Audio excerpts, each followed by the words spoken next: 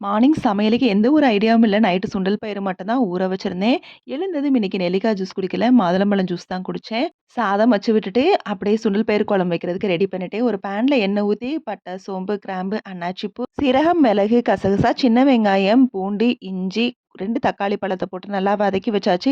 இது வதக்கிக்கிட்டு இருக்கப்ப தான் சரி பிளான் பண்ணேன். சரி பொட்டேட்டோ ஃப்ரை வந்து ரெடி பண்ணிக்கலாம் அப்படின்னு சொல்லிட்டு, வதக்குனது ஆறுறதுக்குள்ள பொட்டேட்டோவ நீள வாக்குல கட் பண்ணிட்டு, கொஞ்ச நேரம் வந்து அந்த ஸ்டார்ச் ரிமூவ் ஆகுறதுக்காக தண்ணீல ஊற வச்சுருவேன். அதுக்குள்ள வதக்குனத கொஞ்சமா தேங்காவோட சேர்த்து அரைச்சாச்சு. இப்போ ஒரு சின்னதா தாளிப்பு குடுத்துட்டு, நம்ம அரைச்ச மசால், குழம்பு மிளகாய் தூள், மிளகாய் தூளையும் சேர்த்து, சுண்டல் பயிர சேர்த்து குழம்பு வச்சிட வேண்டியதான்.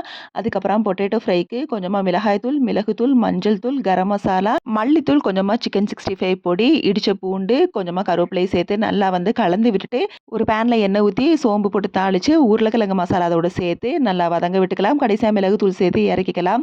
தண்ணி எல்லாம் சேர்க்க எதுவும் தேவையில்ல. மார்னிங் பிரேக்ஃபாஸ்ட்டுக்கு அப்படியே இட்லி ஊத்தி தேங்காய் சட்னி அரைச்சுட்டு அந்த குழம்போட வச்சு சாப்பிட்டுட்டேன். சூப்பரா இன்னைக்கு லஞ்ச் பேக்க எந்த ஒரு ஐடியாவும் இல்லாம முடிச்சாச்சு. ஸ்நாக்ஸுக்கு இளநியும், பப்பாளியும்.